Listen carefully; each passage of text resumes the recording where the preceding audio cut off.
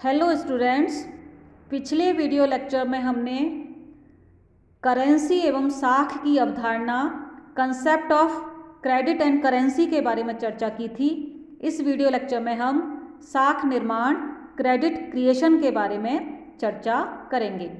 विद्यार्थियों, आधुनिक अर्थव्यवस्था में साख निर्माण बैंकों का महत्वपूर्ण कार्य है।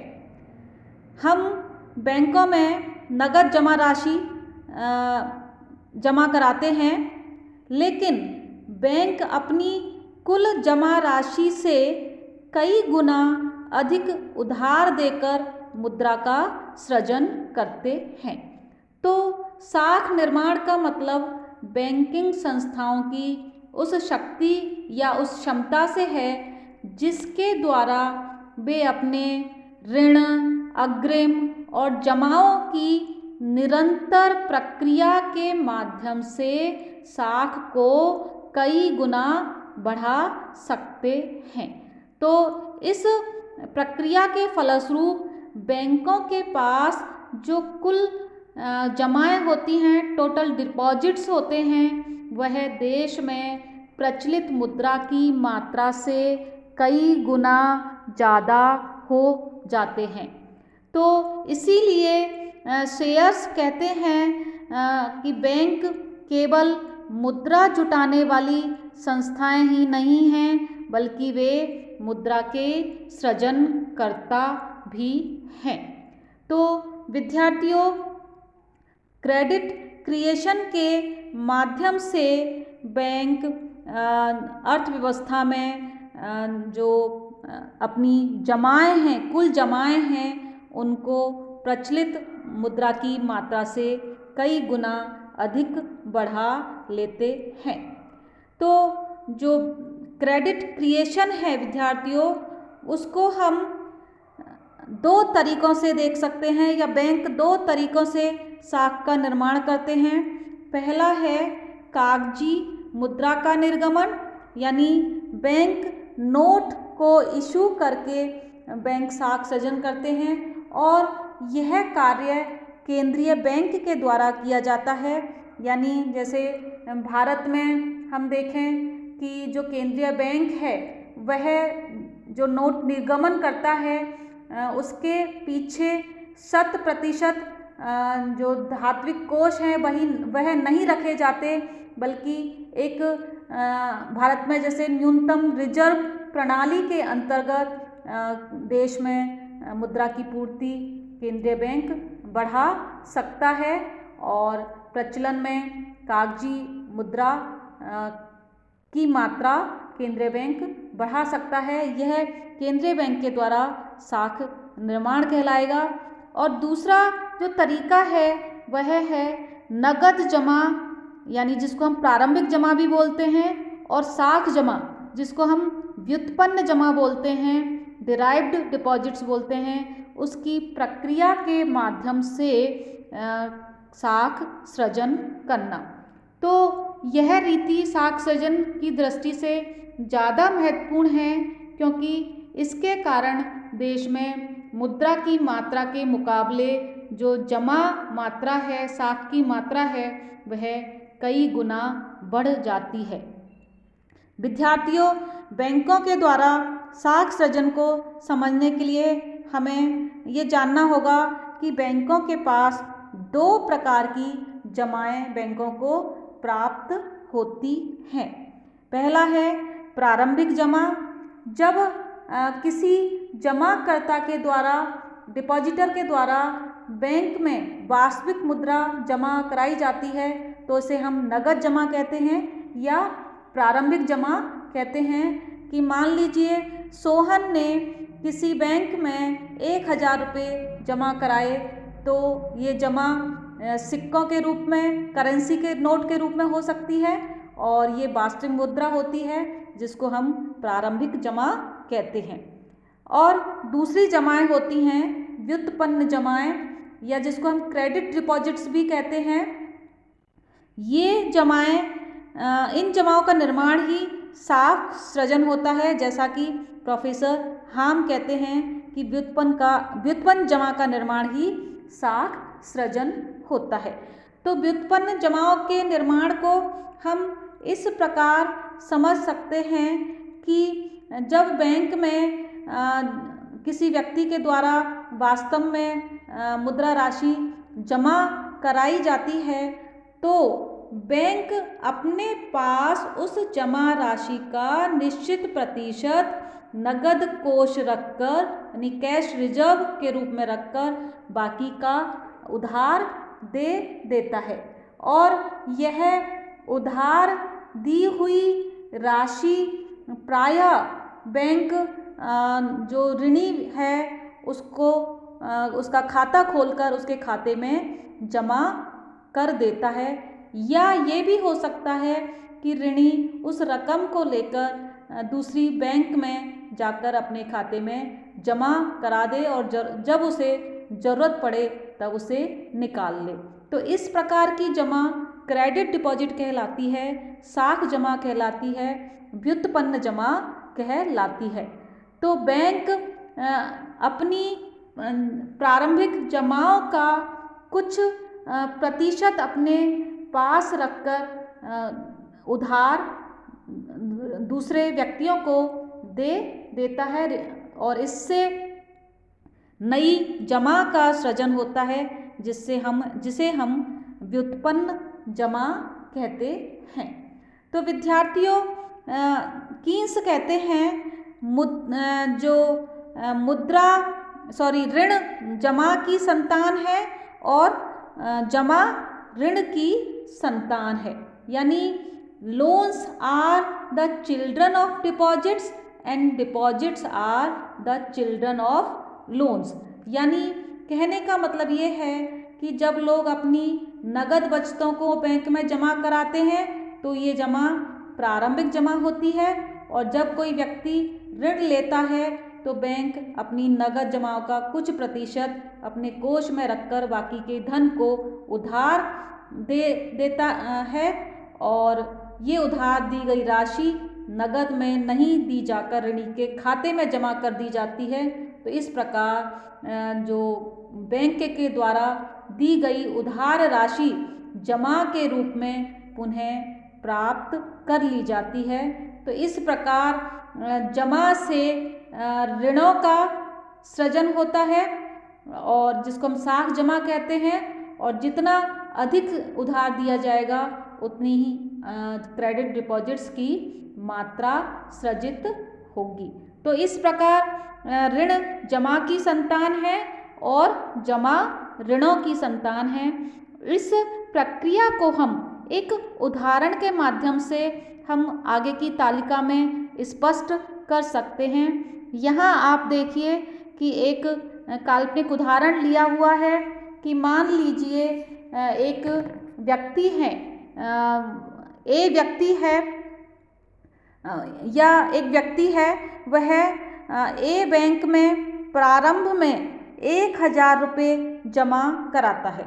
ए बैंक हम इस प्रक्रिया को इस रूप में भी ले सकते हैं कि एक ही बैंक है देश में और उसकी विभिन्न शाखाएं देश भर में फैली हुई हैं, या हम इस रूप में भी ले सकते हैं कि देश में विभिन्न बैंक हैं। तो हम इन बैंक्स को ABCD आदि बैंक के रूप में ले सकते हैं। तो मान लीजिए प्रारंभ में व्यक्ति के द्वारा जो 1000 रुपये हैं ए बैंक में जमा कराए जाते हैं, और हम ये मान लेते हैं कि जो नगद कोष अनुपात है, जो केंद्रीय बैंक के द्वारा निर्धारित नगद कोष अनुपात है, यानी जो बैंकों को अपनी नगद जमाओं का कुछ प्रतिशत अपने पास नगद कोष रखना होता है, बैंकों को प्राप्त होने वाली जमाओं का नगद राशि कुछ परसेंट अपने पास रखनी होती है, वो हम मान लेते हैं 20% है। तो जब बैंक को 1000 रुपये की जमाएं प्राप्त होंगी तो वह बैंक 1000 रुपये का 20% यानी 200 रुपये अपने पास नगद कोष के रूप में रखकर 800 रुपये उधार दे सकता है। तो एक व्यक्ति ने बैंक में 1000 रुपये जमा कराए, तो वह मान लीजिए सोहन ने 1000 रुपये जमा कराए, तो बैंक मोहन को 800 रुपये ऋण के रूप में दे सकता है।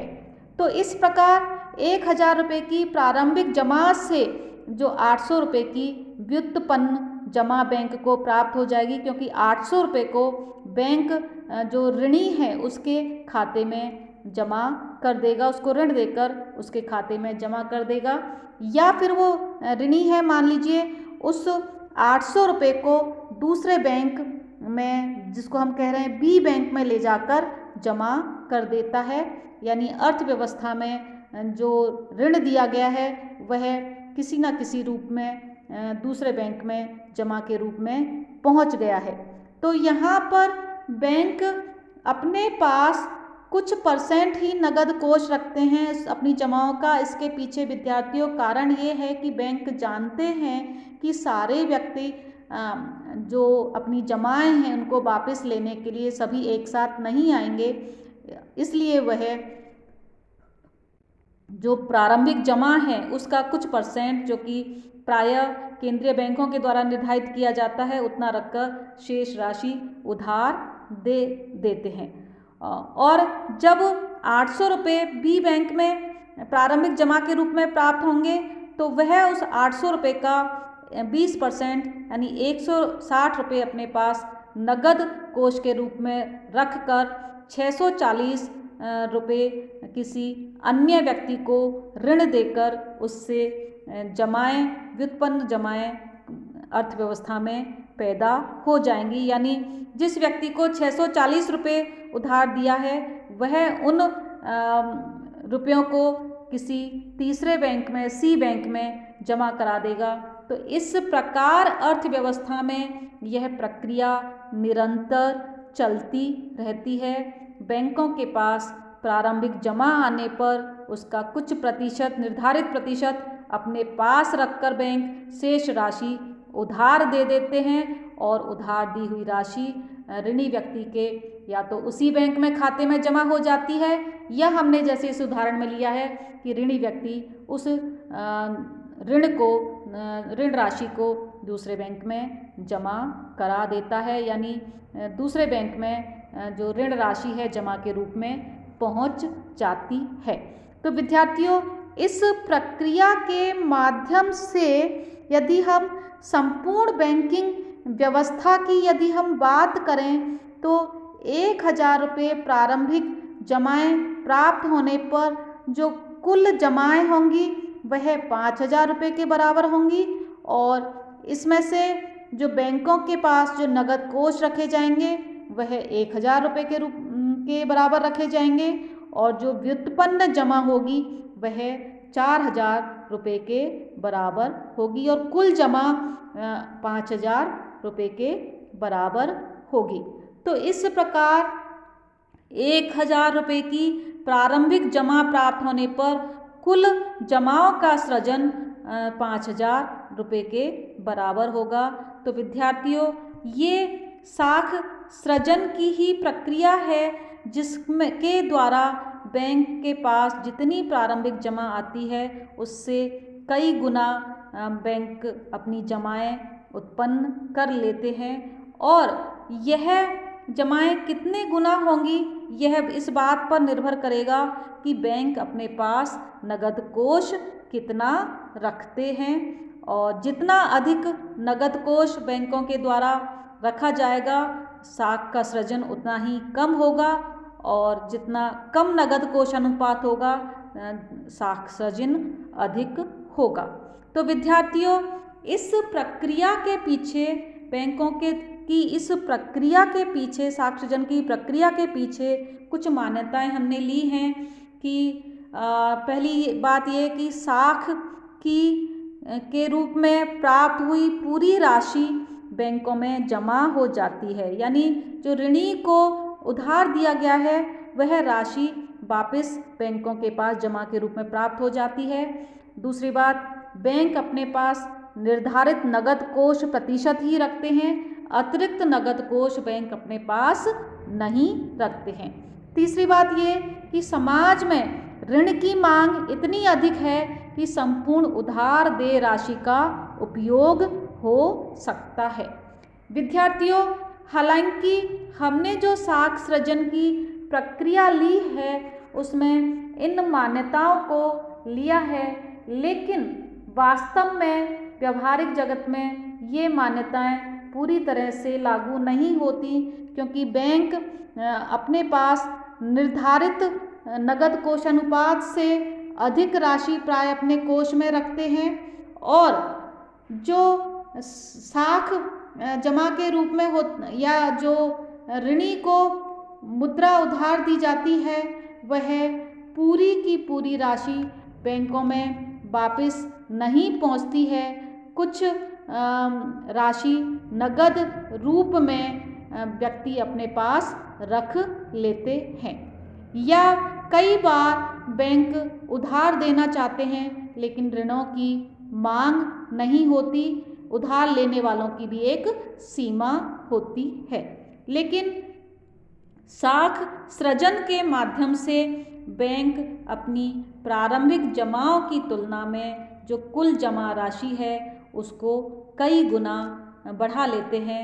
हमें इस बात को अच्छी तरह से समझ लेना चाहिए, और बैंक कितना साख सृजन कर पाएंगे, उनकी साख सृजन की क्षमता क्या होगी विद्यार्थियों, इसको हम एक गणितीय सूत्र के माध्यम से भी देख सकते हैं। यानी जो कुल जमा होगी वह बराबर है कुल प्रारंभिक जमा डिवाइडेड बाई रिजर्व कोष अनुपात। यानी जो अर्थव्यवस्था में कुल प्रारंभिक जमाएं बैंक को प्राप्त हो रही हैं, और जो उस को हम यदि रिजर्व कोष अनुपात से विभाजित कर दें तो हमारे पास कुल जमाएं आ जाएंगी। जैसे मान लीजिए कुल प्रारंभिक जमा 100 रुपये है और रिजर्व कोष अनुपात 10% है, तो कुल जमा 1000 रुपये के बराबर होगी। इस प्रकार हम साख निर्माण की क्षमता को कैलकुलेट कर सकते हैं बैंकों की। विद्यार्थियों, अर्थव्यवस्था में साख सृजन का बहुत अधिक महत्व है, क्योंकि वर्तमान जो अर्थव्यवस्था है, बैंकिंग प्रणाली है, वह साख व्यवस्था पर आधारित है, और आज का औद्योगिक एवं व्यावसायिक ढांचा पूर्ण रूप से साख पर आधारित है, और इसी कारण साख को आज की अर्थव्यवस्था में जो व्यापार है उसका जीवन रक्त कहा जाता है। और विद्यार्थियों, ये सामान्य सी बात है कि अर्थव्यवस्था में मुद्रा की मात्रा में उतार चढ़ाव व्यावसायिक गतिविधियों को काफ़ी हद तक प्रभावित करती है, और साख निर्माण का भी व्यावसायिक गतिविधियों पर वही प्रभाव पड़ता है जो मुद्रा मात्रा का पड़ता है। तो साख की मात्रा में वृद्धि से कुल मुद्रा पूर्ति में वृद्धि हो जाती है। तो साख सृजन का अर्थव्यवस्थाओं में बहुत अधिक महत्व होता है। विद्यार्थियों, बैंकों की जो ये साख सृजन की जो शक्ति है वह असीमित नहीं है। साख सृजन की भी कुछ सीमाएं हैं। साख सृजन इस बात पर निर्भर करता है कि लोगों की बैंकिंग आदतें क्या हैं, लोग बैंकों के माध्यम से कितना भुगतान करते हैं, नगद लेन देन या नगद राशि के द्वारा अपने भुगतानों को किस प्रकार करते हैं, कितना करते हैं। यदि बैंकिंग आदत है लोगों में, अधिकांश लेन देन बैंकों के माध्यम से किए जाते हैं, चेक ड्राफ्ट इत्यादि के माध्यम से किए जाते हैं, तो साख का निर्माण अधिक होता है। बैंकिंग सुविधाएं अधिक होने से साख सृजन अधिक होगा।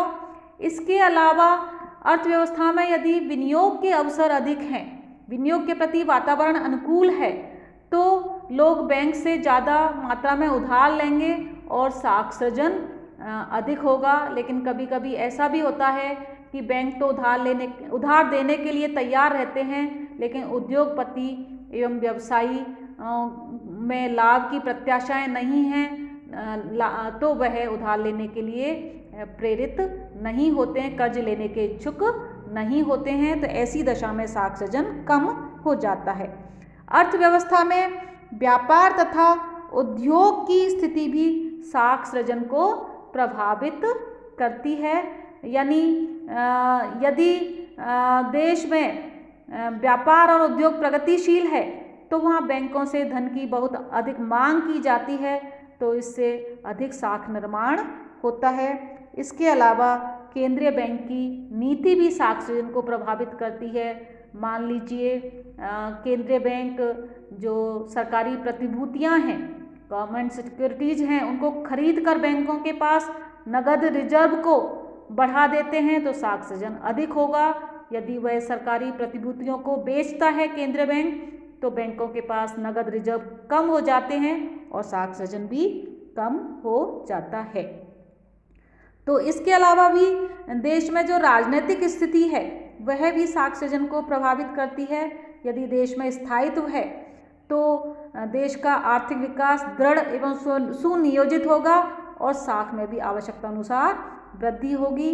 और यदि देश में राजनीतिक व्यवस्था अस्थिर है तो आर्थिक प्रगति भी धीमी होगी, साख के लिए मांग भी कम होगी।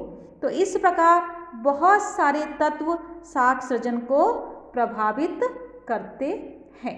तो उस बैंक हालांकि साख का निर्माण करते हैं लेकिन उनकी साख निर्माण की क्षमता भी असीमित नहीं है, उसकी भी कुछ सीमाएं हैं। जब तक बैंकों के पास नगद जमा उपलब्ध नहीं होगी तब तक बैंक साख निर्माण नहीं कर सकते और इसके लिए यह भी आवश्यक है कि व्यापारी वर्ग बैंकों से ऋण लेने के लिए तैयार हों। तो इस प्रकार साख सृजन भी कई बातों पर निर्भर करता है, लेकिन देश की अर्थव्यवस्था के लिए साख सृजन बहुत महत्वपूर्ण है। तो विद्यार्थियों, मैं समझती हूँ आपको साख सृजन अच्छी तरह से समझ में आ गया होगा। जो बैंक हैं वह लोगों से बचतों को एकत्र करके नियोजित आर्थिक विकास में काफ़ी सहायता पहुंचा सकते हैं, क्योंकि बैंक लोगों की ऐच्छिक बचत हैं उनको प्रोत्साहित करते हैं और अर्थव्यवस्था में विनियोग के लिए साधन एकत्रित करने का ये सबसे अच्छा तरीका माना जाता है कि देश में उपलब्ध जो नगद राशि है या लोगों के पास जमा राशि है वह बैंक में यदि जमा कराते हैं तो अन्य लोगों को उधार के लिए राशि प्राप्त होती है, विनियोग के लिए राशि प्राप्त होती है। मैं समझती हूँ अभी के लिए इतना ही पर्याप्त है। Thank you.